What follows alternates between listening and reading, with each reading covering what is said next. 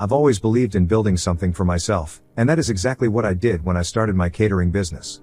What began as a modest food truck back in my college days gradually evolved into a full-service catering company, now employing over 50 people and servicing high-end events all across the greater Chicago area. I've worked hard to get here, sleepless nights, sacrifices, and relentless determination. It took me nearly a decade, but I've built something I'm proud of.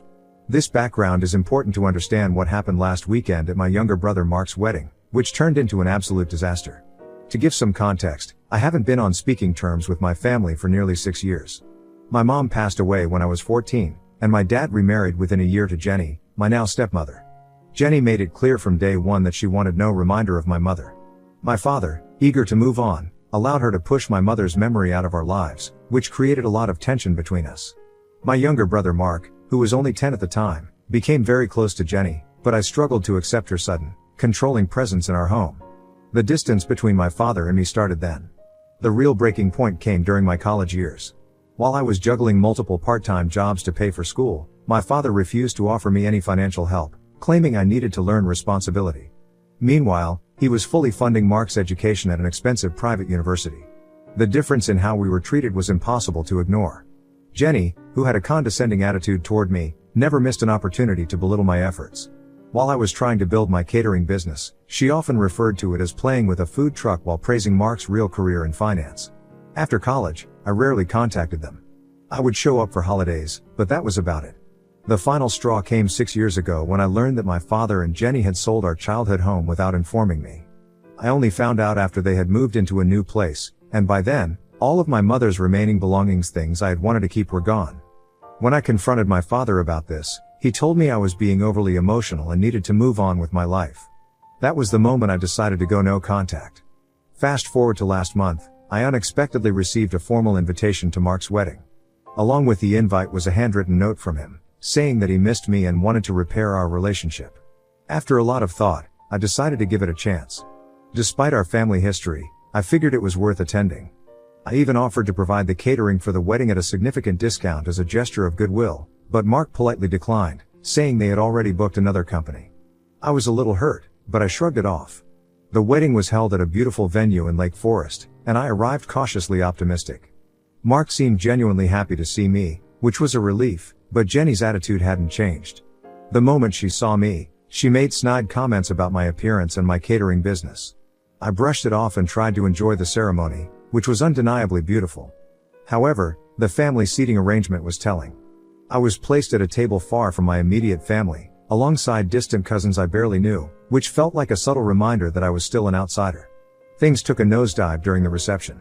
My father, clearly drunk, approached my table and started berating me out of nowhere. He accused me of showing up uninvited, despite the formal invitation I had in my pocket, and loudly claimed I was an embarrassment to the family.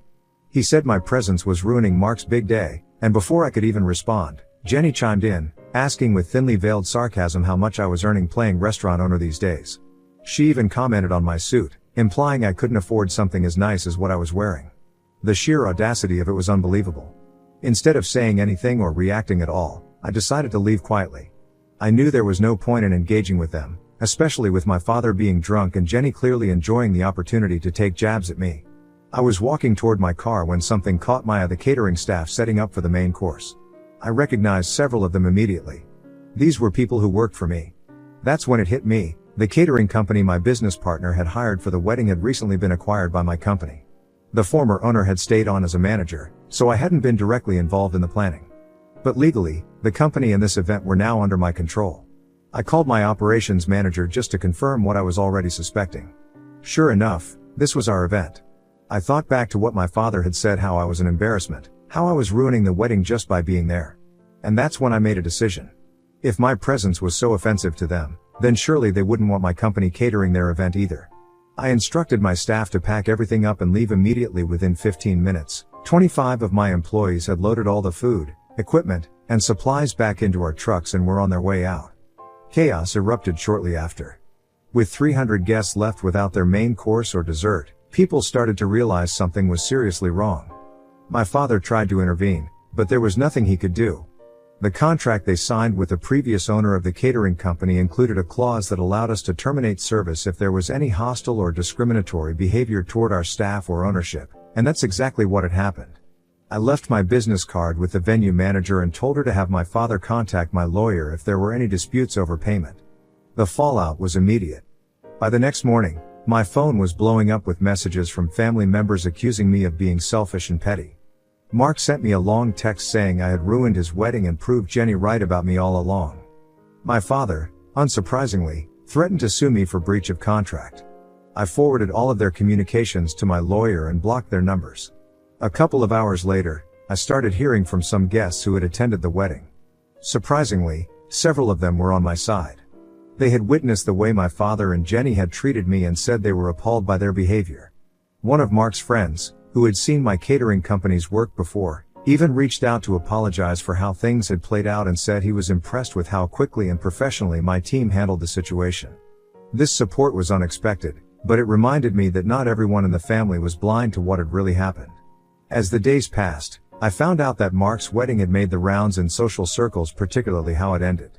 Apparently, word had spread among Mark's colleagues and friends about the drama that unfolded, and it wasn't long before Jenny's carefully curated image started to crack. Some mutual acquaintances even mentioned that Jenny had tried to downplay the whole incident, blaming me entirely for ruining the reception. However, the truth was already out, and no one was buying her version of events. The damage had been done. I've been thinking about everything that's happened, and honestly, I don't feel guilty. I didn't crash their wedding or make a scene. I was invited and treated with utter disrespect. They chose to humiliate me, and I exercised my legal right to terminate a service. It was nothing personal, just business. They didn't want me there, so they didn't get my services either. Simple as that. Still, I can't shake the feeling that I've somehow been drawn into a family drama that I had long hoped to leave behind. Now, I'm left wondering if I handled it the right way. Was it too much? Or did they deserve the outcome they got for treating me the way they did? Either way, the situation has been weighing on me, so I'm turning to Reddit for some perspective. Ida here, or was I justified in my actions? Update 1. Thank you all for the overwhelming support. Honestly, I didn't expect this story to blow up the way it has, but I'm grateful for the outpouring of kind words and thoughtful responses. The amount of comments and messages I've received has been staggering, and while I've tried to respond to as many as possible, it's been overwhelming. I truly appreciate everyone's feedback, and many of your perspectives have given me new angles to consider in this whole ordeal. A lot of people have asked about the legal side of things and whether or not my father and Jenny are really planning to take action against me. The short answer, yes, they've threatened to sue, just as I suspected. Here's what has happened since my original post. Right after the wedding fiasco, I contacted my lawyer to get ahead of any potential legal trouble. We went over the contract between my catering company and the previous owner of the business, which was signed by either Mark or his wedding planner. The good news is that the contract is rock solid. It contains a clause that allows us to terminate services in cases where there's any hostile or discriminatory behavior directed at our staff or ownership. That clause was specifically added for situations like this, where things could get out of hand. To make sure we were fully prepared, I reached out to the venue manager, who confirmed that their security cameras had captured everything. The footage clearly shows my father approaching me, and while the audio wasn't perfect, it picked up enough to verify that he was berating me. Jenny's snide remarks were also caught on camera, making it clear that their behavior was hostile enough to justify the decision to stop catering the event. With this evidence in hand, I felt confident that my legal standing was solid. A few days after the wedding, my lawyer sent a formal letter to my father's attorney, explaining the situation. We laid out the details, emphasizing that the contract allowed us to terminate services due to their hostile behavior. We even mentioned the video evidence and made it clear that we were more than willing to provide it if necessary. At first, I thought that would be the end of it. But, of course, I underestimated how stubborn and vengeful Jenny could be. Yesterday, my father's lawyer sent a response demanding a full refund for the catering. They also threatened to sue for damages, claiming that by pulling the catering, I had ruined the wedding and caused irreparable harm. They were seeking compensation not only for the catering but also for the disruption it caused to the entire event. Naturally, I wasn't about to cave into their demands. I wasn't going to pay them anything, especially since they were the ones who had created this mess in the first place. After discussing things with my lawyer, we decided to offer a counterproposal. We're willing to refund 50% of the deposit, but only under two conditions. First, they have to sign a non-disclosure agreement, NDA, which means they can't talk about this situation publicly or leave negative reviews online. Second, they have to sign a release of claims, which would prevent them from pursuing any further legal action against me or my company. We've sent the offer, and now we're just waiting for their response. Despite all this legal wrangling, Jenny has already tried to cause problems. The venue manager called me a few days ago to let me know that Jenny had been attempting to post negative reviews about my catering company online. In her reviews, she claimed that we had sabotaged the wedding and blown things out of proportion to make the family look bad. Thankfully, the venue manager was able to block her attempts, but it's still frustrating to deal with. My legal team is keeping a close eye on the situation, and if Jenny continues to spread false information, we'll treat it as defamation and escalate accordingly. Interestingly enough, the chaos of the wedding has led to some unexpected positives for my business. Several wedding guests have since reached out to compliment how my staff handled the situation and even expressed interest in hiring us for their own events. Some of them told me they were impressed by how quickly and professionally my team packed up and left. It's strange to think that a disaster like this could lead to new business opportunities, but that seems to be the silver lining in all this. As for my brother, Mark, he still hasn't contacted me directly, but he did send a message through one of our mutual cousins. In the message, Mark admitted that he felt guilty for not standing up for me during the wedding. He said that he didn't want to cause problems with our father and Jenny, which is why he stayed silent when things got ugly. He apologized and asked if we could meet to talk things over. I have mixed feelings about this. Part of me wants to give him a chance to explain, but another part of me feels like it's too late for that. For now, I'm going to hold off on any meetings until the legal situation is fully resolved. On a personal level, I've been reflecting a lot on everything that's happened. In some ways, I feel vindicated for standing up for myself. My family had treated me like an outsider for years, and I finally drew a line in the sand. Legally and professionally, I know I made the right decisions. But emotionally, this whole situation has been draining. It's hard not to feel a sense of loss, even though I've been estranged from my father and Jenny for years. Mark's wedding was supposed to be a celebration, and instead, it's become a legal battle and a source of family drama that I never wanted. The weight of it all is starting to sink in. I'm left wondering what the long-term consequences will be for my relationships with the rest of my family. Will things ever get back to normal? Can I ever repair my relationship with Mark, or is the damage too deep? I don't have answers to those questions yet, and it's going to take some time to figure it all out. For now, I'm focused on seeing how my father and Jenny respond to our offer. If they agree to the NDA and the release of claims, maybe we can all move on from this mess. If they refuse and decide to push forward with legal action, I'm prepared to defend myself and my company. No matter what happens, I'll make sure to update you all. Again, thank you for all your support and encouragement. It means a lot to me, especially during this chaotic and stressful time. Update 2. Since my last update, things have only gotten messier, but at least the legal side is now behind me. Before diving into that, let me backtrack a little to fill you in on something I recently learned. One of my business associates, who had a working relationship with the wedding planner hired by Mark and Jenny, gave me some additional insights into what went down before the wedding. Apparently, the chaos didn't just start with my arrival. It had been brewing for weeks. According to my associate, Jenny had been a nightmare to deal with from the beginning. She insisted on making several last-minute changes to the flower arrangements, despite having already signed off on them. Not only that, but she went back and forth with the event planner over almost every detail. The wedding cake design was altered at least 3 times because Jenny couldn't make up her mind, and she even demanded a complete overhaul of the seating arrangement just days before the event. The event planner had to rearrange seating for over 300 guests more than once, which isn't just inconvenient, it's costly. On top of that, there was some serious tension between Jenny and the venue staff. Jenny apparently made several condescending remarks about their level of professionalism, complaining that they weren't up to the standard she expected for such an upscale wedding. This was ironic, considering the staff were some of the best in the business, and the venue was known for its top-notch service. Jenny also tried to get the band to play a different setlist at the last minute, even though Mark and his fiancée had personally chosen all the songs months in advance. It was one of those classic situations where Jenny had her hands in everything, making the planning process a nightmare for everyone involved. My associate told me that there were some moments leading up to the wedding where it looked like the event planner was on the verge of quitting because of Jenny's constant meddling and impossible demands. But, being the professional she is, the planner stuck it out, despite the emotional toll Jenny's behavior was taking on the entire team. When my associate told me this, I couldn't help but feel a little vindicated. The stress and confusion I'd felt at the wedding reception were clearly just the tip of the iceberg compared to what the vendors had been dealing with in the weeks leading up to it. Now, back to the legal matters. Yesterday, my father's lawyer finally contacted us, and they've agreed to accept our settlement offer.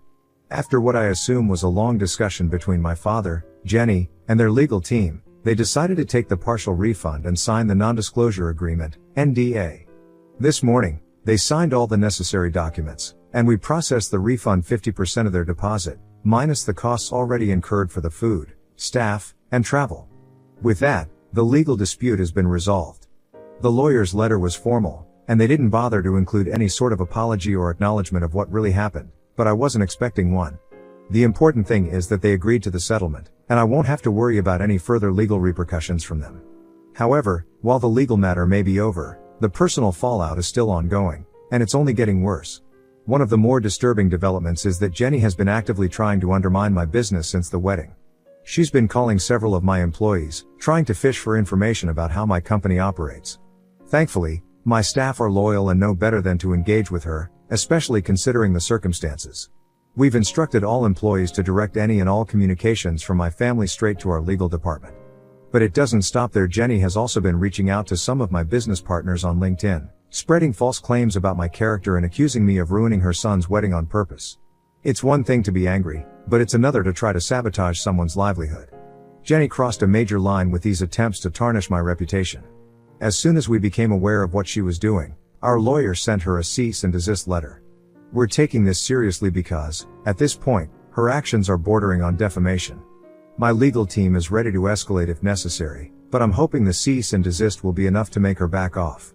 Still, I wouldn't put it past Jenny to keep pushing, given her history of crossing boundaries. But perhaps the most surprising development came from my brother, Mark. I hadn't expected much from him after the wedding, but it seems the fallout from the incident has hit his own marriage as well. From what I've gathered through mutual acquaintances and a few cousins, Mark and his new wife have already had their first major fight over what happened at the wedding. Apparently, she was horrified by the way our father and Jenny treated me, and she confronted Mark about it after the wedding. She told Mark in no uncertain terms that he should have stood up for me, and that allowing his father and stepmother to humiliate me was unacceptable. According to what I've heard, she feels strongly that Mark needs to grow a spine and stand up to our father and Jenny. This led to a significant argument between them, to the point where they postponed their honeymoon to work through some of these issues. I don't know much more than that, but it's clear that my brother is being forced to face the reality of the situation, and that includes re-examining his relationship with our father and Jenny. I can't help but feel a strange mix of emotions about this. On one hand, it's a relief to know that someone else saw what happened for what it truly was. It's validating to hear that Mark's wife was just as appalled as I was by our father's and Jenny's behavior. But on the other hand, I feel bad for Mark. He's in a tough spot, and while I'm angry with him for not standing up for me, I know he's been under a lot of pressure from our family for years. It's not an excuse, but it's still a difficult position to be in, especially now that he's newly married and trying to navigate this mess. As for me, I'm focusing on moving forward. With the legal matters behind me and Jenny's attempts to sabotage my business being handled by my legal team, I'm starting to feel a sense of closure. I'm not sure what the future holds for my relationship with Mark or the rest of the family, but I'm taking things one day at a time. For now, I'm just grateful for the support I've received from my staff, my business partners, and even some family members who've reached out in private to offer their encouragement. I'll keep you posted if anything else happens, but for now, I'm hopeful that this chapter is coming to a close. Thanks again for all the support. Update 3. Hi everyone, I hope you're all doing well. I want to start by expressing my gratitude for all the support, comments, and messages I've received since I first shared my story. The past week has been truly transformative, and I want to share how things have evolved and the unexpected turns my life has taken since my last update. Yesterday, I met with Mark for coffee. It was a kind of emotional meetup that I wasn't entirely sure I was ready for, but I felt it was necessary. The conversation was a long time coming, and I think we both knew it. Mark broke down and apologized for years of enabling Jenny's behavior and our father's favoritism. He was visibly shaken, and I could see how much he was carrying on his shoulders. I always knew Mark loved me, but hearing him admit that he had been complicit in allowing Jenny to dictate our family dynamics was a huge step. Mark revealed that Jenny had been controlling their family dynamics through financial manipulation for years. He disclosed that she convinced our father to put most of their assets in her name, which included partial ownership of Mark's condo. Mark had no idea this was happening, and he felt blindsided. It explained a lot about the tension between them. He was frustrated that he had been living under this facade, believing he had some control over his life when, in reality, Jenny was orchestrating everything. Now that he's aware of it, he's working with a financial advisor to regain his independence. I was proud of him for taking this step. It showed he was ready to make changes in his life. During our coffee meeting, Mark also told me about a breakthrough with his wife. She contacted me privately later that day to share some good news. They are going to couples counseling. It seems Mark is finally finding his voice and standing up to Jenny in a way he never did before. They are actively looking for a new condo, one that will be solely in their names, not tied to Jenny in any way. This was a huge relief to hear. It sounds like they're setting boundaries and taking back control over their lives, which is a journey I hope continues for both of them. Additionally, Mark's wife mentioned that they're planning a small vow renewal ceremony in a few months. This ceremony will have different in-laws seated at the family table, meaning they're taking active steps to redefine what family looks like for them. Hearing this warmed my heart. It seems they are committed to building a new family narrative that doesn't include the toxicity that Jenny and my father have brought into our lives. As for Jenny and my father, they've surprisingly gone quiet since signing the NDA. Through some mutual acquaintances, I've learned that they are facing social consequences in their country club circle. Apparently, they had been telling a very different version of our family story to their friends, painting me as the villain. Now, it seems that people are starting to question their narrative, and the consequences of their actions are catching up to them. It's strange to think that the social standing they valued so much is now in jeopardy because of their own behavior. This entire experience has taught me a lot about the importance of setting boundaries with toxic family members. Sometimes the hardest decisions, like maintaining those boundaries or standing up for your principles, are the right ones, even when they cause short-term chaos. I've come to realize that standing firm in my truth, despite the backlash, has led to unexpected growth and healing in other relationships. I'm grateful for the community's support. Many of you have reached out to share your own experiences with toxic family dynamics, and it's comforting to know I'm not alone in this. I hope my story can help others facing similar situations. I've realized that life is too short for toxic relationships, but it's never too late for genuine reconciliation with those who are truly sorry. Looking ahead, I plan to maintain my boundaries with Jenny and my father. They've shown me who they truly are, and I have no desire to re-enter that dynamic. However, I'm cautiously optimistic about rebuilding relationships with Mark and other family members who are willing to interact respectfully. I think there's a chance for us to reconnect, especially since Mark is now aware of the need for healthier boundaries. As for my business, things are going better than I could have anticipated. In the wake of the wedding incident, I received several inquiries from potential clients who were impressed with how my staff handled the situation. They appreciated the professionalism we maintained despite the chaos. Our reputation has actually strengthened in the local community, and we're experiencing a surge in bookings as a result. It feels rewarding to know that my hard work over the years is paying off and that I'm being recognized for the dedication I've put into my company. I also took the time to meet with my employees to discuss the incident. I wanted to ensure they felt supported and acknowledged for their professionalism during a challenging event. The feedback from them was heartwarming. Many expressed their appreciation for the strong company culture we've built together, which made me feel proud as a leader. It reinforced my belief in the importance of treating employees well and fostering a positive workplace environment. To those who asked about future family events, I'll continue to maintain my boundaries with Jenny and my father. But I'm excited to explore the possibility of re-establishing connections with Mark and other family members ready to interact respectfully. It's a fine line to walk, but I'm hopeful. Life is too short for toxic relationships, and I want to focus on the positive connections that bring joy and support into my life. Thank you all for your unwavering support, awards, and kind messages. They've meant more to me than you know. I might not post updates moving forward, but I wanted to share this final update to let you know how things have changed for the better. I hope you all take care and remember that it's okay to stand up for yourself, even when it's hard. You never know how it might inspire others to do the same.